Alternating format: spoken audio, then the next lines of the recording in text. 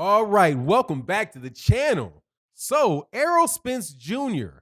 will pass Terence Crawford on the pound for pound list with a win over Danny Garcia, says several boxing experts who have analyzed it in depth. Let's talk about that in this video.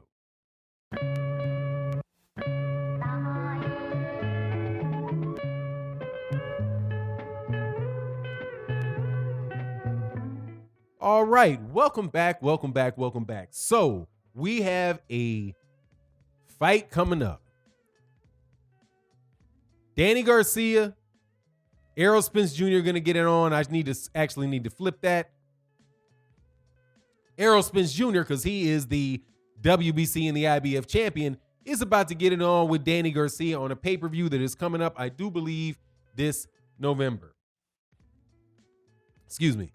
Coming up this November.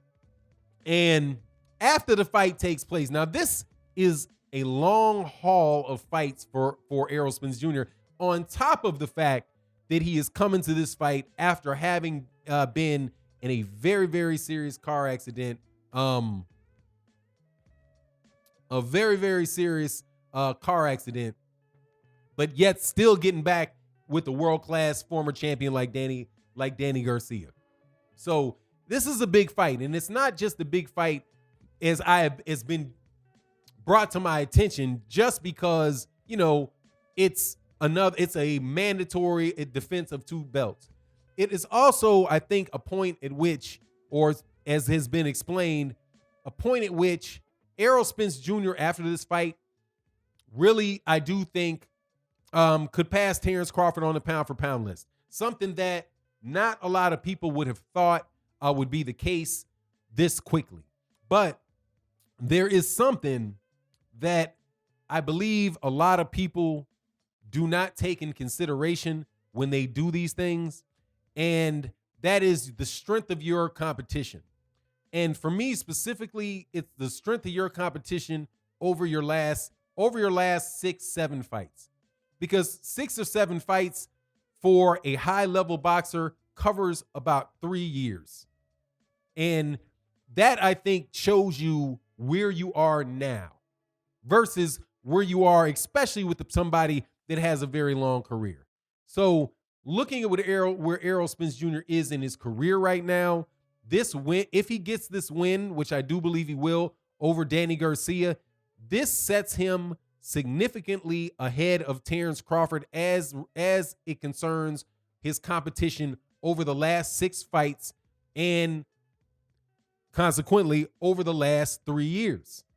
It is and I've said this multiple times, this is 2020 now, it ain't 2017, right? So, looking at what somebody did in 2014, 2013, and it's 2020, as far as where they rank with the people that are around them, right? I don't think that is a really fair comparison, because you would always keep people, you finding this really crazy thing where either somebody makes the pound for pound list really quick because the media is out there, or they can stay on pound for pound lists forever once they get there, even though they ain't beat anybody in 3 years or done anything and looked like anything over the last 3 years. So, when BFTB, who is a boxing expert, and people don't understand why I keep sending you guys to this guy's channel, because he is he's encyclopedic with it. And he's very strategically, systematically, and consistently breaking down the resumes of all the champions, of all of the fights that are of the fighters that are currently fighting now in major weight classes. And his analysis of Errol Spence Jr.'s resume, I thought it was just outstanding. And it built on a point that I had made about Errol Spence Jr.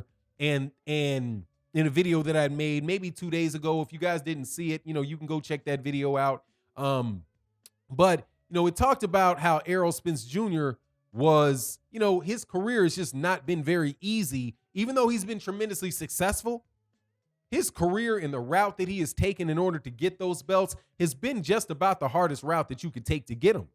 And over the last 6 fights. So let's go back over his 6 fights, and let's go over Terence Crawford's 6 fights just off the top, just real quick. And you have for Errol Spence Jr., you have it would be Danny Garcia. It would have been Sean Porter. It would have been Mikey Garcia. Before that, it would have been Carlos Ocampo. Before that, it was Lamont Peterson. And before that, he went over there to the UK to get Kell Brook. You know? So you, out of those, five out of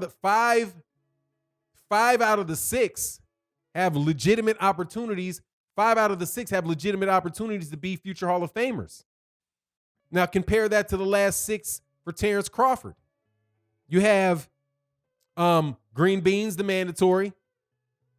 You have Amir Khan, who's been knocked out multiple times. If he's a Hall of Famer, I'll be monstrously shocked. But I think he's the only guy in the last 6 that has an outside chance of being that level, right? But he's years. Look at his last 3 years and where he's been over his last 3 years. It's not really the best. It's really not he's definitely not, he's a name and that's it. Before that, you have, was it Jose Benavidez? Jose Benavidez before that, right? Who hasn't fought since, had a major knee injury, was literally wearing a knee brace in the ring. How many guys can move quick laterally with a knee brace on? I wear a knee brace from time to time. Moving that way and moving that way in a knee brace, nah, man, you are hurt. So Jose Benavidez. Then before that is Jeff Horn, flash in the pan, one hit wonder Jeff Horn. And before that, so he ain't got any chance. Jose Benavidez ain't touching nobody's Hall of Fame, never, not kinda.